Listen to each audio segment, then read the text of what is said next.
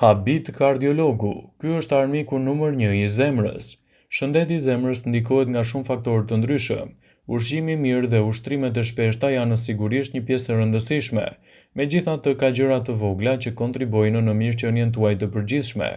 Sipas Klima Fergus, kardiolog dhe drejtuesi i Departamentit të Sëmundjeve Kardiovaskulare në Qendrën Mjekësore Mount Sinai në New York, stresi kronik është armiku më i keq i shëndetit të zemrës suaj. Edhe nëse mbani një dietë e ekuilibruar, ushtroni peshë, shmangni alkoolin dhe duhanin, stresi i zgjatur mund të zhbojë të gjithë përpjekjen që bëni.